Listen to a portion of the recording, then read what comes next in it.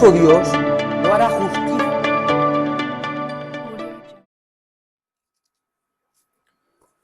Muy bien, queridos hermanos, os invito a una lectura en la Santa Palabra de Dios, en la primera carta del apóstol San Pablo a los Corintios, capítulo 15. Vamos a leer el versículo del 1 al 4. Primera carta de Pablo a los Corintios, capítulo 15, versículos 1 al 4. Dice así la Santa Palabra de Dios.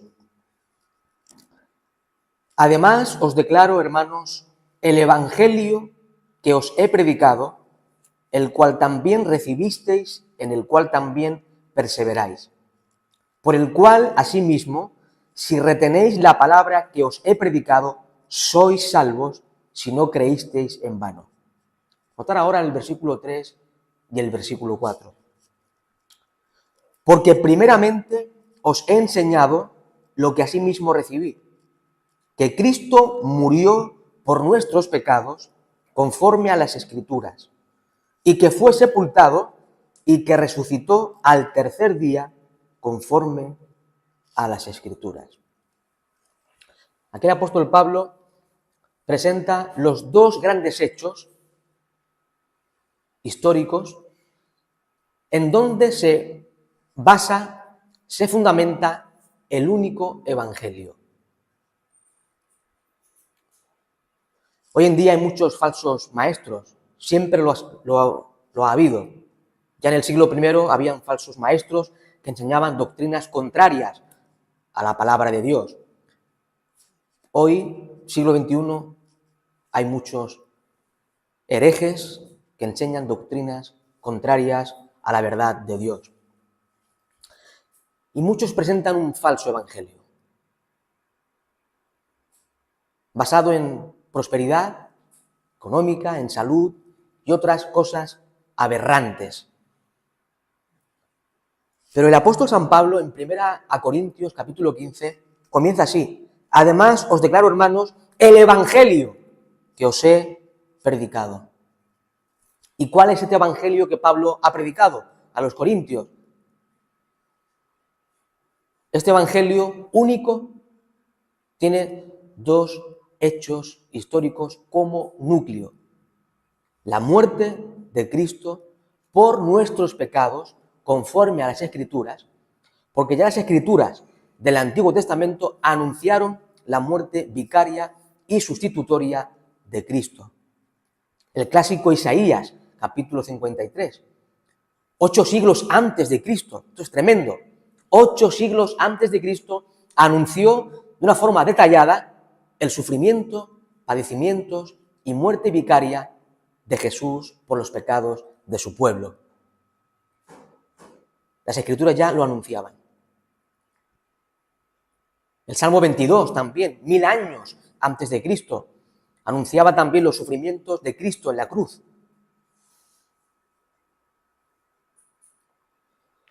Cristo murió, por tanto, por nuestros pecados conforme a las Escrituras. Pero Cristo también resucitó al tercer día conforme a las Escrituras. Las Escrituras veterotestamentarias del Antiguo Testamento ya anunciaron siglos antes que el Mesías resucitaría. En el clásico Isaías 53, cuando uno lo lee, ahí se da por hecho que Cristo iba a resucitar. Y además hay un texto sumamente clásico, es el Salmo 16:10, escrito por David alrededor de unos 1000 años antes de Cristo. Y dice así, esa parte del Salmo 16:10, dice el texto sagrado: porque no dejarás mi alma en el Seol, ni permitirás que tu santo vea corrupción. Estas palabras, queridos hermanos, se cumplen en la persona del Señor Jesucristo. Porque no dejarás mi alma en el Seol, ni permitirás que tu santo vea corrupción. Vamos a ver cómo interpretaron los apóstoles este salmo. ¿Sí? Y para ello os invito al libro de los Hechos de los Apóstoles, capítulo 13.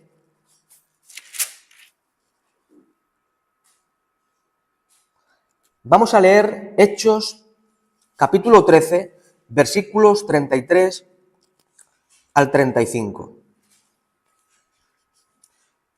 Hechos de los Apóstoles, capítulo 13, versículos 33 al 35. Aquí se nos narra una exposición, una enseñanza, una predicación del apóstol San Pablo. Y dice así, el apóstol Pablo.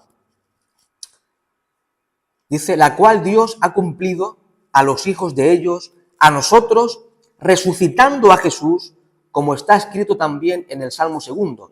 Mi hijo eres tú, yo te he engendrado hoy. Y en cuanto a que le levantó de los muertos, para nunca más volver a corrupción, lo dijo así, os daré las misericordias fieles de David. Notar ahora el versículo 35. Por eso dice también en otro salmo, no permitirás que tu santo vea corrupción.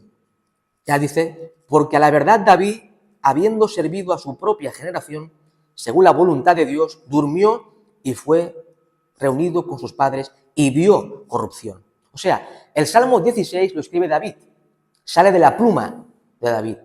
Pero esto no se pudo cumplir en David, porque David murió, que lo dice el texto, y vio corrupción, quedó en el sepulcro. David no resucitó, murió como un ser humano más, y ahí está, la tumba. Por tanto, el razonamiento de Pablo es que no se pudo cumplir ese salmo, esas palabras en David, porque David vio corrupción. Versículo 37. Mas aquel a quien Dios levantó no vio corrupción. Aquel a quien Dios Padre resucitó, que fue a Jesucristo, no vio corrupción. Por tanto, los apóstoles, el gran apóstol San Pablo, el gran teólogo de la historia de la Iglesia, inspirado por el Espíritu Santo de Dios, entiende que el Salmo 16 se cumple en la resurrección de Cristo. Cristo murió por nuestros pecados, fue sepultado, pero Cristo no quedó en el sepulcro. Cristo resucitó al tercer día glorioso y Cristo vive por los siglos de los siglos. Y hermanos, en estos dos pilares, en estos dos hechos históricos, se fundamenta, hermanos, se fundamenta nuestra fe cristiana. Se fundamenta el único evangelio de la gracia, el único evangelio que está revelado en las Santas Escrituras. Cristo murió por tus pecados y mis pecados. Cristo resucitó, diría Pablo en Romanos 4:25, para nuestra justificación. Hermanos, si Cristo muere por nuestros pecados, pero no resucita, seremos muertos en delitos y pecados. Pero San Pablo, en Romanos 4:25, expresa que Él fue entregado por nuestras transgresiones y resucitado para nuestra justificación. Si hemos sido justificados ante el tribunal de Dios es porque Cristo ha resucitado. Dice un autor que el milagro de los milagros del cristianismo es la resurrección de Jesús. Sobre este acontecimiento descansa la validez de la Biblia, la validez del cristianismo. Podríamos decir que este es el gran milagro sobre todos los milagros, la gran conclusión del ministerio personal de Jesús. Cuando leemos los evangelios, vemos en algunas porciones, en algunos episodios, que el mismo Señor Jesucristo, hacia el final de su ministerio en este mundo, predijo, anunció su muerte y su resurrección. Vamos a leerlo. Vamos al Evangelio según San Mateo, capítulo 16, versículo 21. Evangelio según San Mateo, capítulo 16, versículo 21. Dice así la palabra de Dios. Desde entonces comenzó Jesús a declarar a sus discípulos que le era necesario ir a Jerusalén y padecer mucho de los ancianos, de los principales sacerdotes y de los escribas, y ser muerto y resucitar al tercer día. Cristo, tiempo antes de ir a la cruz, él ya anunció que iba a morir, pero también que iba a resucitar. Por tanto, hermanos, vemos que las Escrituras anunciaban su muerte y su resurrección. Cristo mismo anunció también su muerte y su resurrección. Y como he dicho, estimados hermanos, la fe cristiana descansa en la muerte y resurrección de Jesucristo. Sin esos dos hechos reales, históricos, no hay evangelio, no hay cristianismo, no hay salvación, no hay vida eterna, no hay nada. De hecho, después leeremos 1 Corintios 15 a partir del 5. Lo leeremos después para que veamos el argumento del apóstol San Pablo. Muy bien. Vamos a ver ahora algunas pruebas, yo diría pruebas tangibles, podemos tocar, pruebas de la resurrección de Jesús.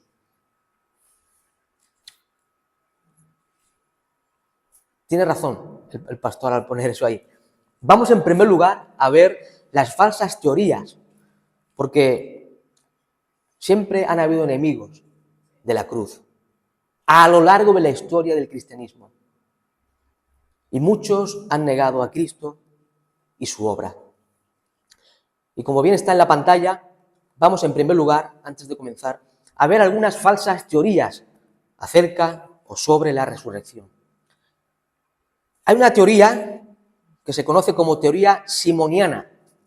Teoría simoniana. Esta teoría absurda sostiene que Simón de Cirene, ¿os acordáis que los evangelios se nos presenta como un hombre de Cirene, estaba en África, un judío que había venido a participar de la fiesta de la Pascua? Pues en un momento determinado los romanos obligan a Simón de Cirene a llevar la cruz del Señor Jesús. Y esta teoría simoniana dice que en lugar de Jesús fue crucificado Simón de Cirene. De hecho, algunos textos gnósticos ya desde la antigüedad promovían esta idea, promovían esta absurda y tonta creencia. Jesús no murió en la cruz, fue Simón de Cirene. Pero qué tontería más grande, ¿no?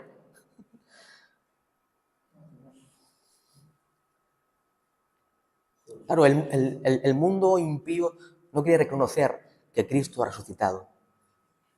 Y son capaces de inventar las más absurdas tonterías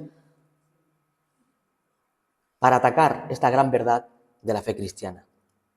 Detrás de todas estas teorías falsas está el mismo Satanás, el mismo diablo.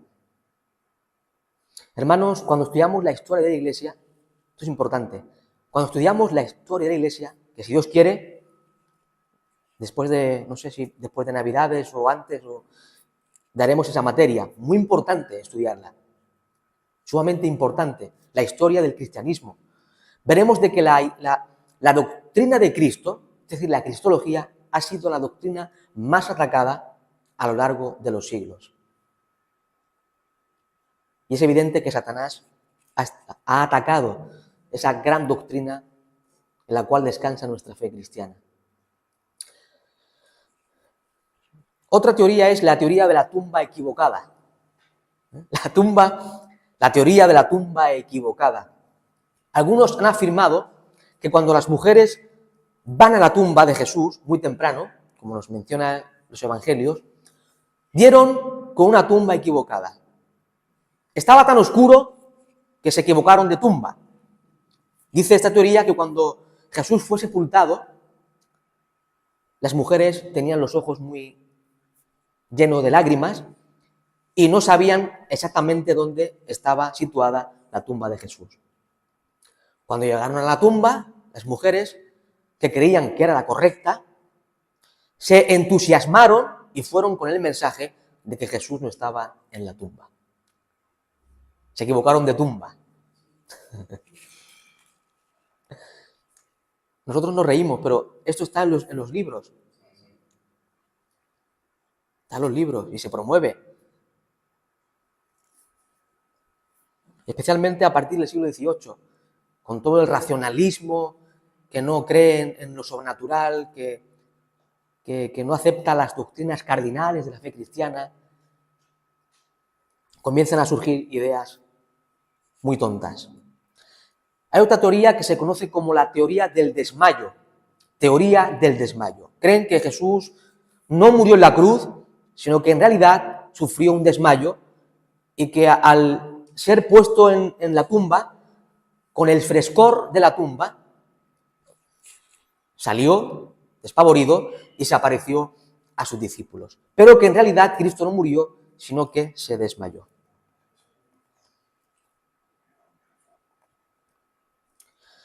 En cuarto lugar, hay una teoría que habla de la alucinación de los apóstoles. Teoría de la alucinación. Esta idea absurda señala, expresa que Jesús nunca resucitó, sino que los discípulos simplemente sufrieron una alucinación. Los discípulos estaban tan entusiasmados con la resurrección de Jesús que comenzaron a alucinar y a ver cosas que no eran realidad. Pero hermanos, cuando vamos a la primera carta de San Pablo, a los Corintios, capítulo 15, Pablo dice que habían más de 500 testigos. La pregunta, ¿más de 500 testigos estaban alucinando?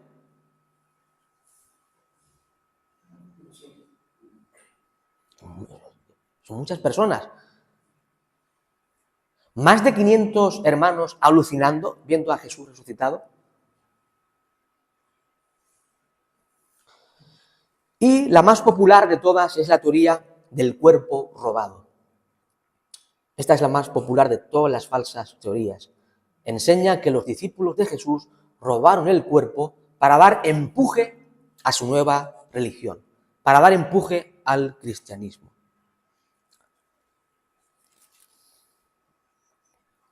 Y ahora sí, estimados hermanos, vamos a ver algunas pruebas que confirman la veracidad de la resurrección de Jesús. Dime, Carlos. Lo que sí hacen todas estas teorías es confirmar la existencia de Jesús y su muerte. Indirectamente la confirman. Exactamente, es así. Así es.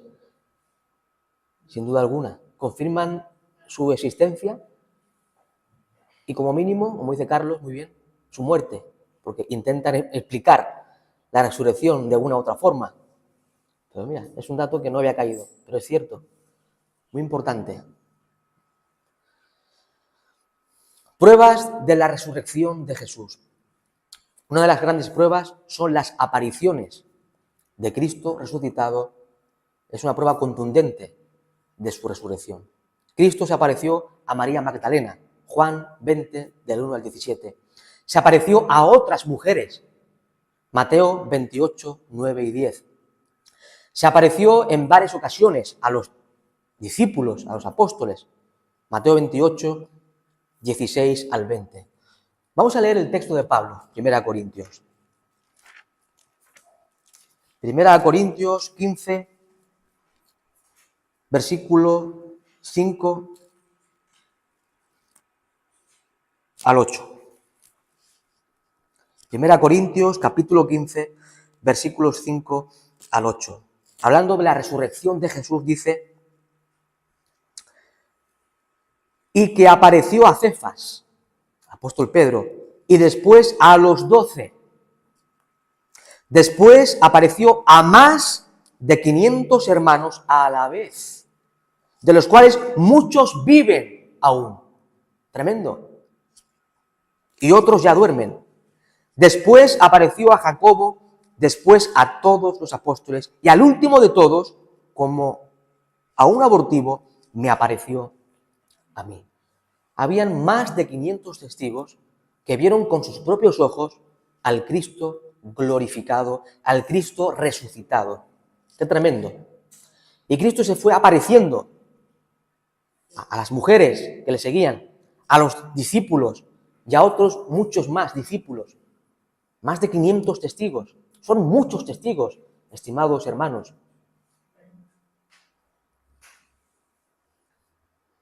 Por tanto, las apariciones de Jesús resucitado es una prueba muy contundente para creer que Cristo sí resucitó. Y como he dicho, no había un testigo o dos, que la cultura judía establecía que con 2 testigos era suficiente.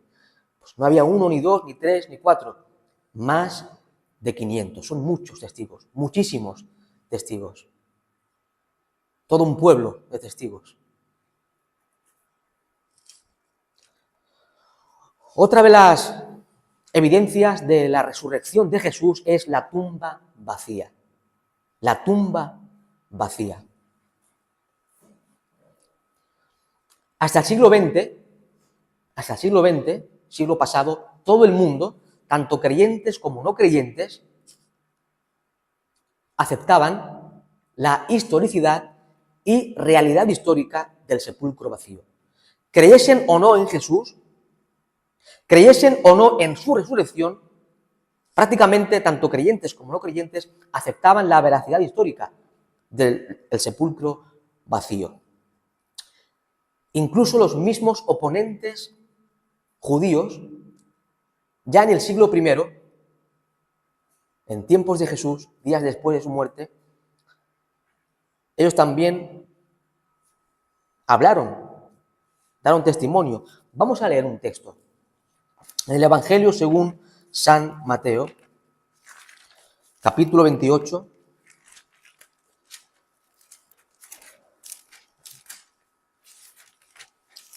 Mateo capítulo 28, versículo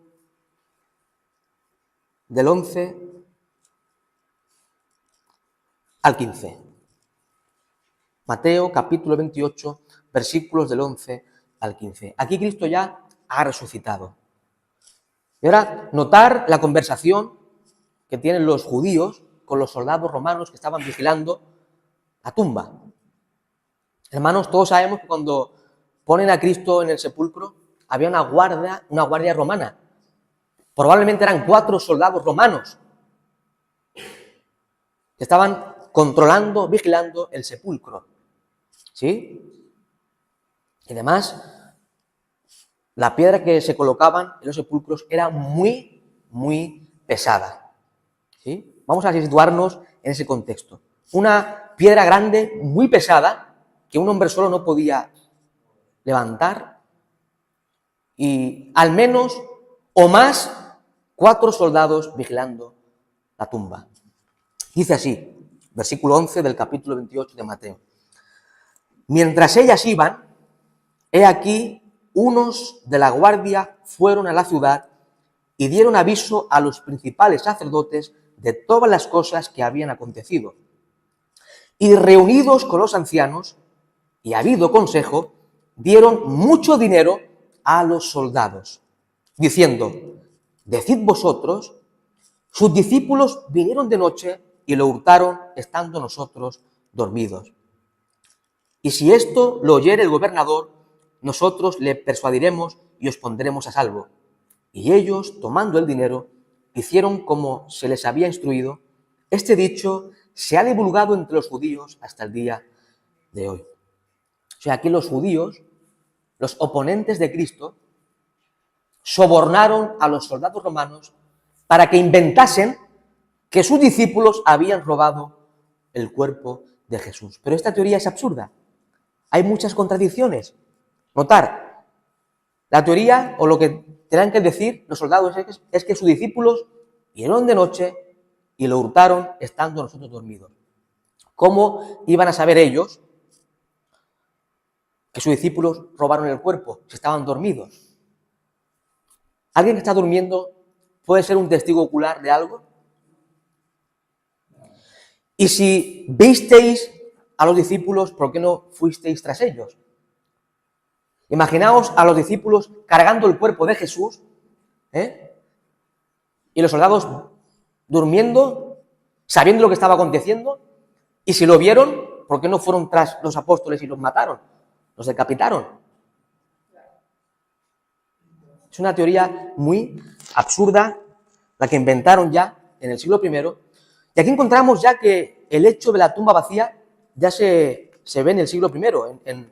Cuando Cristo resucitó, los mismos judíos oponentes reconocían que al menos estaba vacía.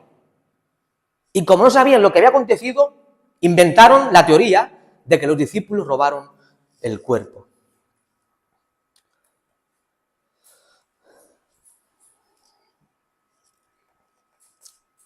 La tumba vacía es uno de los grandes testimonios de la resurrección de Jesús. Como hemos dicho, desde el siglo I hasta el siglo XX nadie dudó de esa realidad. Pero a partir del siglo XX, aproximadamente, la historicidad de este hecho recibió muchos ataques. Muchos comenzaron a argumentar que esta tradición de la tumba vacía era poco fidedigna o que era tardía, y muchos comenzaron a negar esta verdad. Otro argumento es, hermanos, esto es muy interesante, esto es súper interesante. Notar, abrir los oídos. El que tenga oído para oír, que oiga. No hay ningún registro, ni bíblico ni extrabíblico, a lo largo de la historia del cristianismo, del siglo I hasta el siglo XXI, que exprese, que enseñe, que dé testimonio de que los seguidores de Jesús visitasen su tumba.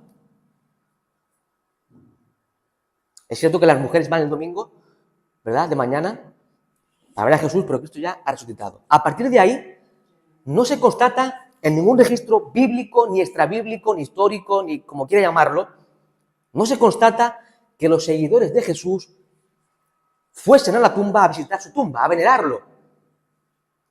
Y Jesús era alguien para venerarlo, ¿verdad?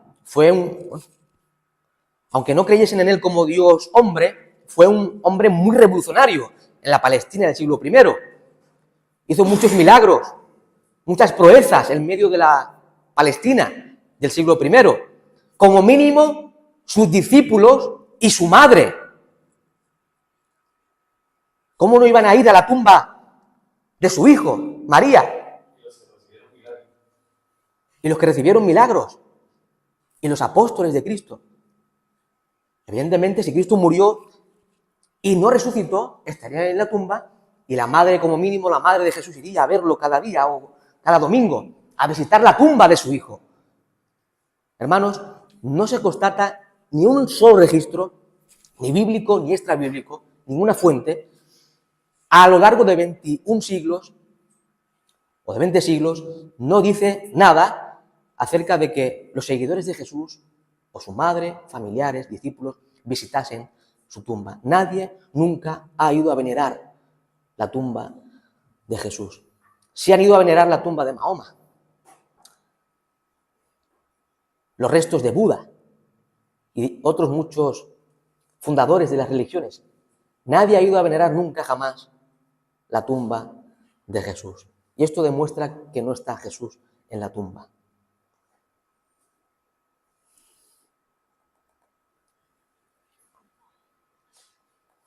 Tenemos también la múltiple certificación. La múltiple certificación que apoya esta verdad. Hermanos, el relato del sepulcro vacío está consignado en 4 documentos o fuentes procedentes de 4 autores distintos: Mateo, Marcos, Lucas y Juan. Son 4 autores diferentes. Ellos hablan de este hecho verídico, del hecho de la tumba vacía y de la resurrección de Jesús. Todos los escritores neotestamentarios hablan del hecho de la resurrección de Jesús. Hermanos, esta múltiple certificación es un apoyo sólido. Porque uno puede decir una mentira, puede inventarse algo, pero que sean muchos.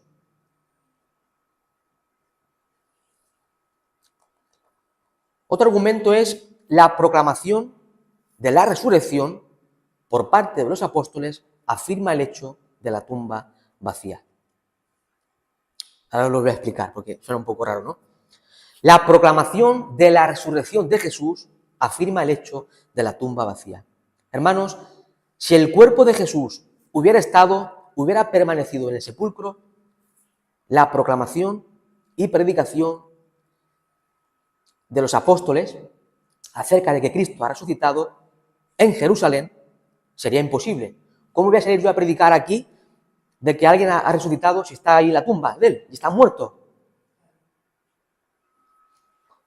Cuando leemos Hechos de los Apóstoles, vemos a los apóstoles de Jesucristo comenzando a predicar, a proclamar sin temor a ninguna autoridad humana, a proclamar en Jerusalén que Jesús había resucitado. Y podemos ver ya en Hechos capítulo 2, el primer sermón del apóstol Pedro, predicando, entre otras cosas, que Cristo ha resucitado. Él estaba en Jerusalén, predicando eso. Cristo fue sepultado en los entornos de Jerusalén. El hecho de que ellos proclamasen sin ningún temor que Cristo ha resucitado del sepulcro implica que no estaba en el sepulcro. Porque si hubiese estado, pues alguien lo hubiera tomado a Jesús del sepulcro y la predicación del Evangelio hubiera llegado a su fin. Por tanto, el hecho de que los apóstoles comenzaron a proclamar que Cristo sí resucitó afirma el hecho de la tumba vacía.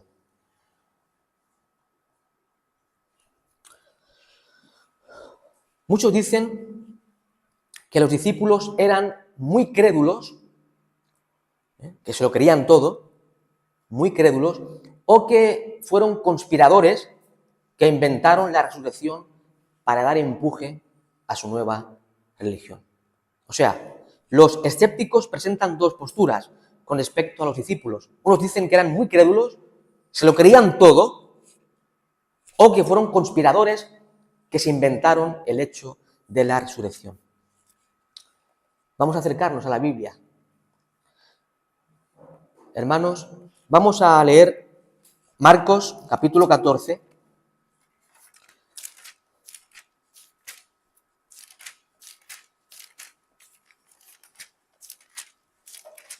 Evangelio según San Marcos, capítulo 14.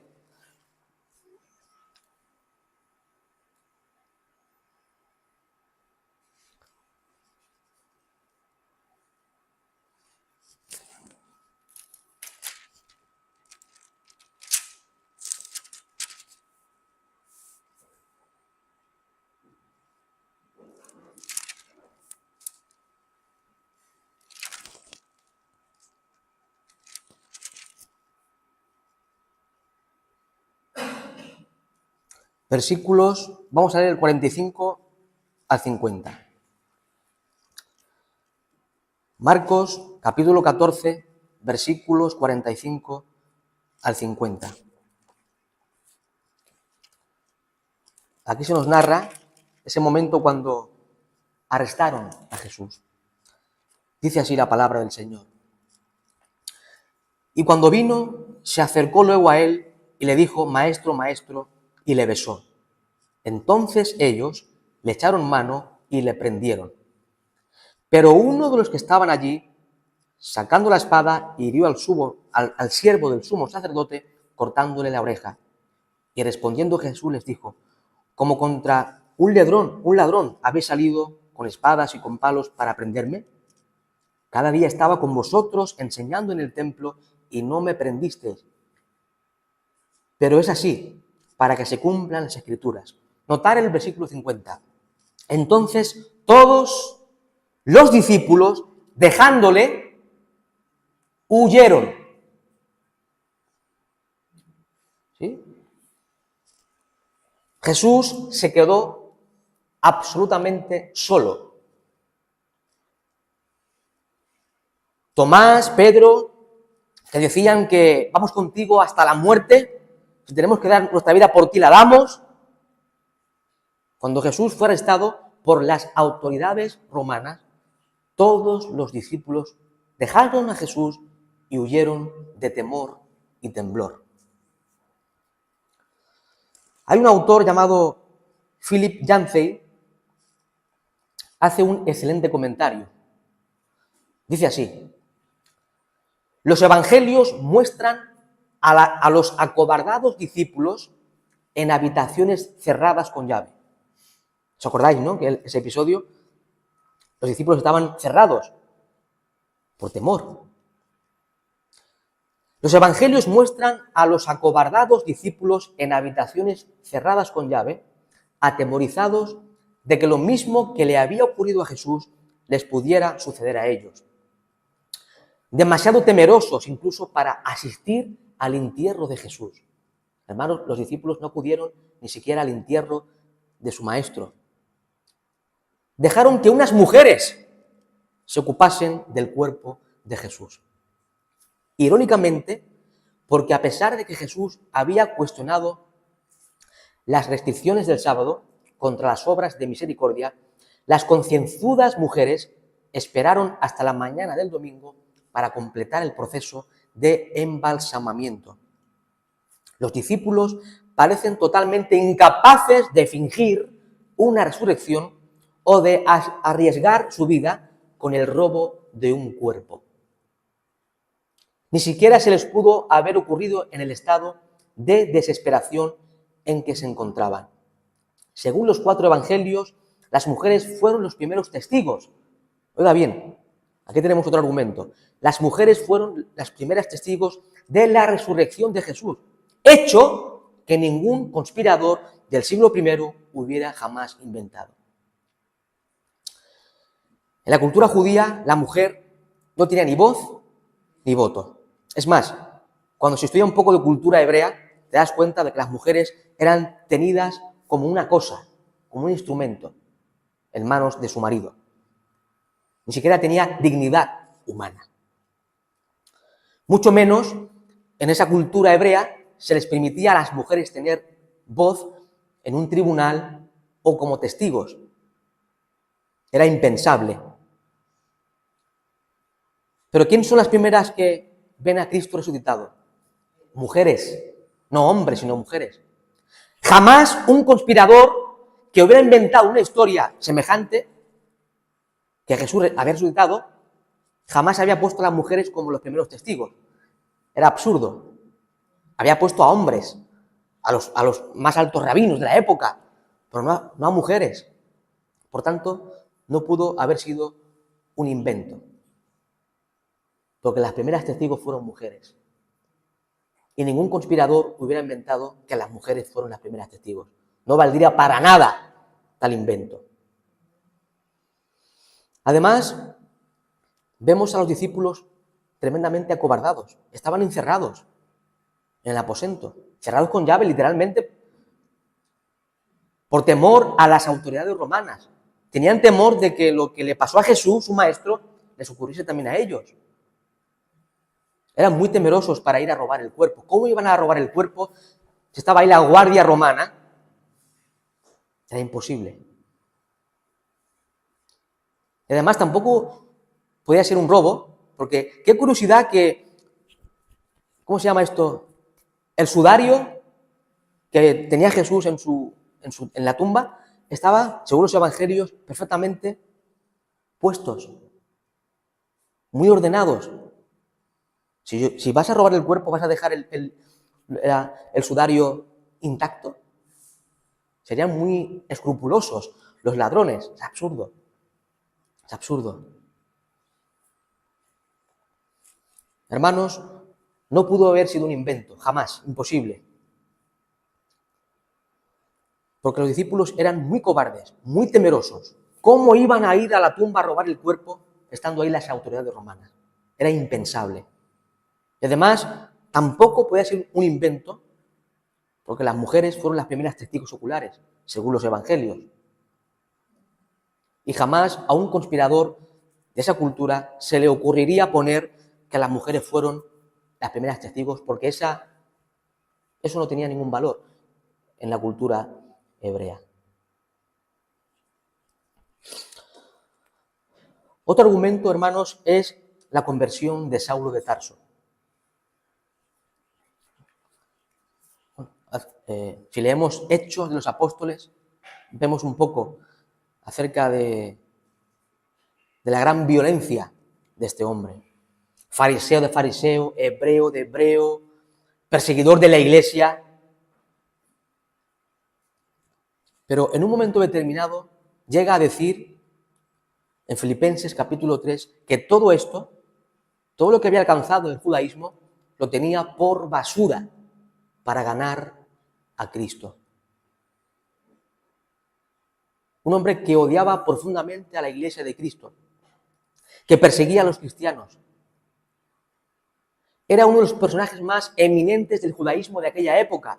Estudió a los pies del mejor rabino erudito de aquel contexto, Gamaliel. Era el más aventajado en el judaísmo de su época. Un hombre muy respetado. Un hombre con un estatus social intachable. ¿Qué vio este hombre para que en un momento determinado llegue a decir que todo esto lo tiene por basura para ganar a Cristo? ¿Qué pasó en él? ¿Qué pasó para que cambiase de ser perseguidor a ser perseguido y martirizado por Jesús? De hecho, según la historia eclesiástica, Pablo murió decapitado en la Vía Ostia, allá en Roma, por orden del emperador Nerón, año 67 o 68 de la era cristiana. ¿Qué cambió a este hombre? Evidentemente, solo hay una cosa que pudo cambiar a este hombre, que vio a Cristo resucitado. ¿Os acordáis de Hechos, los apóstoles? Cómo se le apareció Jesús, glorificado, exaltado, y cayó al suelo, cayó como un esclavo ante su Señor. Y desde ahí en adelante hubo un tremendo cambio, radical, instantáneo, en la vida del gran apóstol San Pablo. Cambió tanto que dio su vida, murió por seguir al Señor Jesucristo. Solo se explica por medio de la resurrección de Jesús.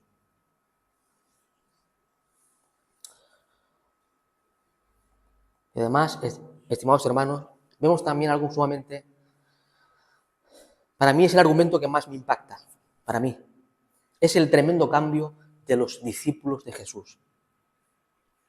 Lea los evangelios con calma en casa, especialmente a partir de la pasión.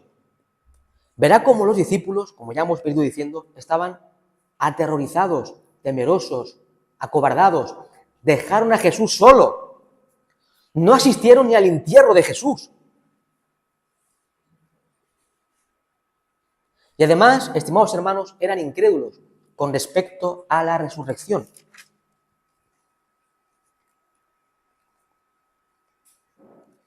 Os invito a otro texto. En el Evangelio según San Marcos, capítulo 16, versículos del 9 en adelante. Marcos, capítulo 16, versículos del 9 al 14.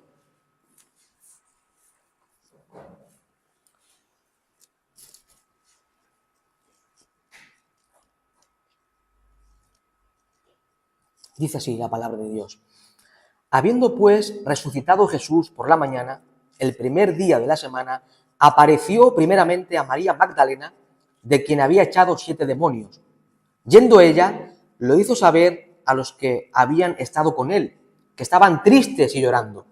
Ellos, o sea, los discípulos, ellos, cuando oyeron que vivía y que había sido visto por ella, ¿qué dice? No lo creyeron.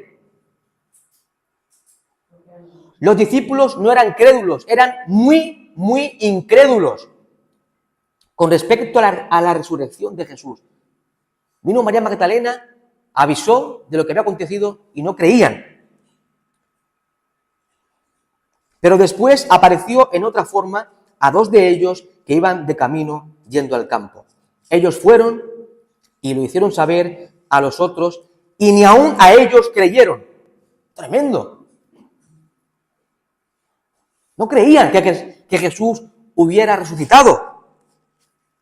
Versículo 14. Finalmente se apareció a los 11 mismos, estando ellos sentados a la mesa, y les reprochó su incredulidad y dureza de corazón porque no habían creído a los que le habían visto resucitado. Tremendo pasaje. Los discípulos no eran conspiradores ni inventaron nada, porque no creían que Cristo había resucitado, aun con testimonios de otras personas, no creían, estaban atemorizados, acobardados. Pero hermanos, ¿qué ocurrió en los discípulos que en un momento determinado salieron a las calles de Jerusalén días después de que Cristo hubiera resucitado, predicando, proclamando, sin temor a ninguna autoridad, ni romana ni judía, predicando con denuedo que Jesús había resucitado de entre los muertos? Hermanos, ¿qué ocurrió para que estos discípulos murieran por su fe en Cristo?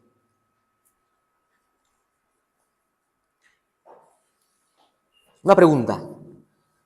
¿Alguien moriría por algo que sabe que es mentira? Uno sí puede morir engañado, ¿sí? Pero tú vas a morir por algo que tú sabes que es mentira. Si los discípulos hubieran inventado la resurrección, ¿cómo iban a dar su vida en martirio por predicar precisamente que Cristo murió y resucitó? Es absurdo. El hecho de que los discípulos murieran por su fe en Cristo, de hecho, cuando estudiamos la historia, vemos de que todos los apóstoles de Cristo, excepto Juan, murieron como mártires, unos crucificados, otros decapitados, etcétera, etcétera. ¿Estarían dispuestos a morir por algo que saben que es mentira? Es totalmente absurdo. Murieron por la fe en Cristo porque habían visto al Cristo resucitado. No hay otra explicación, estimados hermanos. Incluso Santiago, el hermano de Jesús. En los evangelios se nos narran que no creían en él. De hecho, creían que estaba loco, sus propios hermanos, literalmente. Santiago, hermano de Jesús, no creía en él. Pero ¿qué vio este hombre para creer en Jesús y servir como el primer pastor de la primera iglesia en Jerusalén? ¿Qué transformó su vida? Que murió como uno de los primeros mártires de la historia de la iglesia, a pedradas, por lapidación. 1 Corintios 15 dice que se le apareció también a Jacobo, que es Santiago, el hermano de Jesús. ¿Qué llevó a este hombre de no creer en Jesús, a dar su vida por su fe en Cristo? ¿Qué hubo en él? Como dice Pablo, Cristo se le apareció resucitado. Desde ese momento se convirtió al santo evangelio de Cristo y fue el primer pastor de la primera iglesia en Jerusalén. Hermanos, hay muchas pruebas que confirman que Cristo ha resucitado. Y para concluir, os invito a una última lectura en la primera carta de San Pablo a los Corintios, capítulo 15. Vamos a leer del versículo 3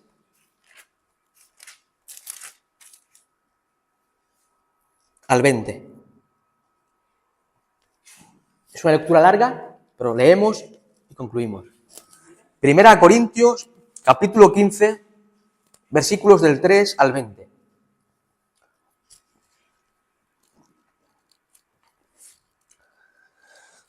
Dice así la santa palabra del Señor. Porque primeramente os he enseñado lo que asimismo recibí, que Cristo murió por nuestros pecados conforme a las Escrituras, y que fue sepultado, y que resucitó al tercer día conforme a las Escrituras, y que apareció a Cefas y después a los 12. Después apareció a más de 500 hermanos a la vez, de los cuales muchos viven aún y otros ya duermen. Después apareció a Jacobo, Santiago, el hermano del Señor. Después a todos los apóstoles, y al último de todos, como a un abortivo, me apareció a mí. porque yo soy el más pequeño de los apóstoles, que no soy digno de ser llamado apóstol, porque perseguí a la iglesia de Dios. Pero por la gracia de Dios soy lo que soy, y su gracia no ha sido en vano para conmigo. Antes he trabajado más que todos ellos, pero no yo, sino la gracia de Dios conmigo. Porque o sea yo o sean ellos, así predicamos y así habéis creído. Notad ahora el versículo 12. Pero si se predica de Cristo, que resucitó de los muertos, ¿cómo dicen algunos entre vosotros que no hay resurrección de muertos? Se infiltraron falsos maestros aquí, estimados hermanos, diciendo que no hay resurrección de muertos. Y Pablo escribe este capítulo para refutar esa falsa doctrina.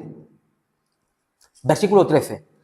Porque si no hay resurrección de muertos, tampoco Cristo resucitó. Y si Cristo no resucitó, vana, inútil, vacía, es entonces nuestra predicación, vana es también vuestra fe.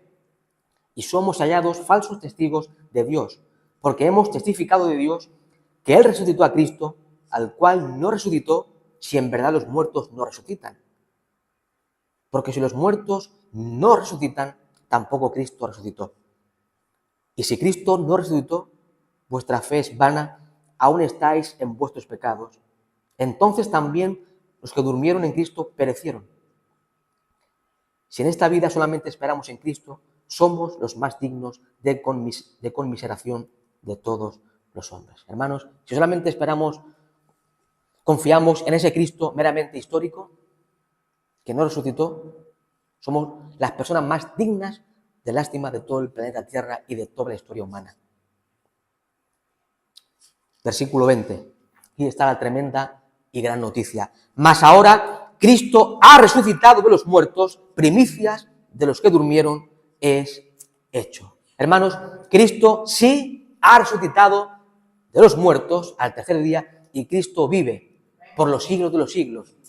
Y está a la vista del Padre intercediendo por sus pueblos, por sus ovejas, por su iglesia. Cristo vive. A Él la gloria por siempre, eternamente. Y ahora esperamos que Él irrumpa de nuevo en este mundo, en esta historia, para llevar a su iglesia a su misma presencia. Hermanos, prediquemos, proclamemos, anunciemos esta gran verdad fundamental de la fe cristiana. Cristo ha resucitado. Cristo vive y ofrece vida nueva a todo aquel que cree en Él. A Él la gloria por los siglos de los siglos. Amén.